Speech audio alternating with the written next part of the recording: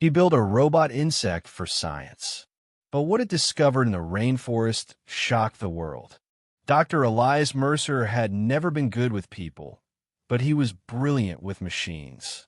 For nearly 40 years, Elias had lived in the realm of circuits, processors, and digital models, slowly becoming the leading authority on biomechatronics. Long retired from teaching, he had retreated into a personal lab tucked against the edge of the Amazon rainforest, driven by one final, quiet ambition: to create the perfect robotic mimic of a living organism. Not a car, not a drone, not a humanoid assistant. No, he was building an insect, and not just any insect. A rainforest surveillance unit small enough to be dismissed as just another bug by both man and beast, yet capable of collecting complex environmental data in real time. He called it Project Kepri, after the scarab god who rolled the sun across the sky. It took him 8 years, and when it finally powered up, wings shimmering blue like electric silk and multi-jointed legs clicking with eerie precision, Elias smiled for the first time in what felt like forever. "Let's see what secrets you can find," he whispered. Kepri took flight the next morning. Controlled through a compact console Elias had strapped to his wrist, it moved with such organic grace that even the birds didn't flinch as it passed. Its compound cameras fed visuals directly to Elias's HUD, while internal sensors mapped temperature, air quality, and even low-frequency sounds in the soil. But after only an hour, something strange began to happen. Kepri's sensors started picking up irregular electromagnetic pulses coming from beneath the forest floor. The signal wasn't man-made. There were no research labs or buried cables in that part of the jungle. And it wasn't natural either.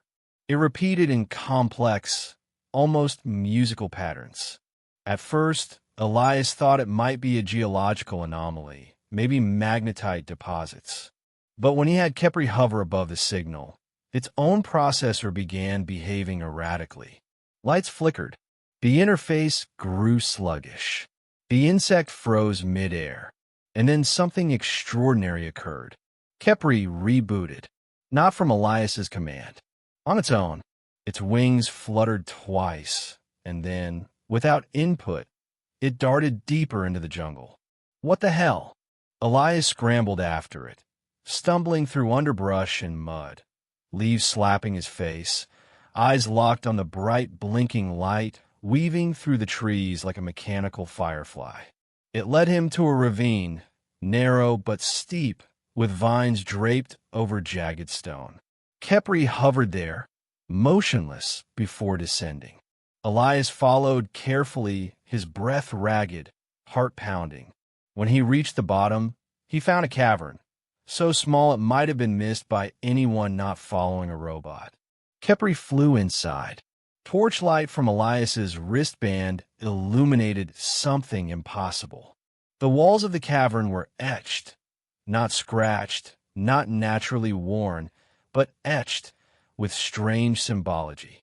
Lines, arcs, and sigils hummed faintly, pulsing in time with that same signal Kepri had detected. The robot landed on a rock and extended its antennae. Then, without warning, it projected a beam of soft blue light onto the wall. The symbols responded, glowing, rearranging. The cavern answered. Elias stumbled back. No, that's not possible. The symbols weren't just reacting, they were communicating. He spent the next 6 days mapping the symbols and documenting Kepri's behavior. The robot no longer needed input. It was navigating the caverns and the surrounding forest of its own accord, avoiding predators, mapping terrain, and syncing with other unknown data sources hidden in trees, stones, and fungus networks. That was when Elias realized something bone-chilling. The rainforest was aware. Not conscious in the human sense, perhaps, but deeply networked. Each tree, each fungus, each root linked through electromagnetic resonance and biochemical exchange. Kepri hadn't just found anomalies. It had tapped into the rainforest neural net, a living, breathing data web built by centuries of organic evolution, hidden in plain sight. And something within it had recognized him. That night, Elias was woken by sound. Not a voice, a pattern, a hum. The same tonal signal Kepri had received, but it was coming through his own equipment. His console pulsed, his HUD activated by itself. On the screen, shapes began forming.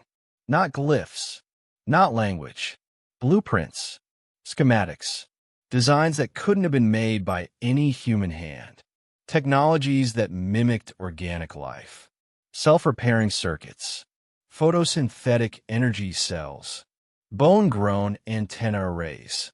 Elias could only stare. "Are you teaching me?" he whispered into the night. A pulse. Yes. Days turned to weeks. Elias stopped sending updates to his old university. He barely slept. He lived on protein bars and coffee, following Kepri deeper and deeper into the rainforest. The forest network expanded with every new discovery.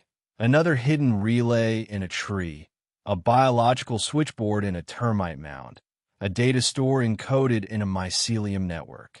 The rainforest had grown itself into a biosynthetic intelligence. Not a single entity, but a distributed consciousness. And Kepri had become its interpreter. It didn't need to speak. Its movements, its light pulses, its behaviors, each had become part of a shared language Elias was only beginning to grasp. But then came the satellite scan. A week later, Elias's comm station was hacked. Someone else had found the signal. Likely another research team, or worse, a private corporation monitoring drone traffic in the Amazon. They sent a warning ping in binary. Identify, comply, relinquish control. Elias ignored it.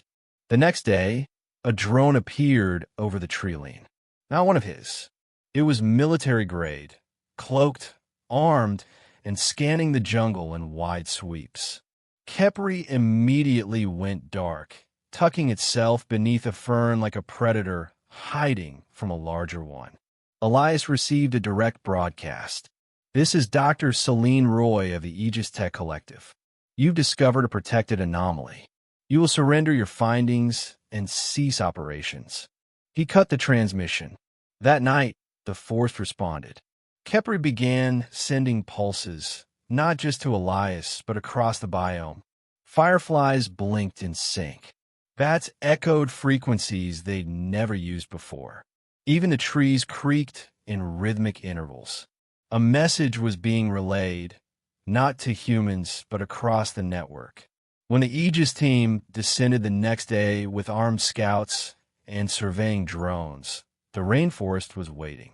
Every device they brought malfunctioned. GPS failed. Magnetic compasses spun uselessly. Drones crashed mid-flight. Even their communications were jammed, not by noise, but by the forest itself. Elias watched from a distance as one scout panicked and fired at shadows, only to find his weapon jammed with vines that hadn't been their second before. And Kepri stood on a branch above them, glowing like a sentinel. That evening, the forest returned to silence. Elias sat beside Kepri on a mossy stone, watching the sun dip below the canopy. The air shimmered with a new kind of stillness. He understood now. The forest had always known how to defend itself. It had simply never needed to, until he came. Kepri buzzed and hovered before him, waiting. He reached out gently and tapped the console. "I get it," he said. "You don't need me to teach you. You needed me to listen." The insect's lights pulsed once, then twice. Then it flew into the trees, this time without needing him.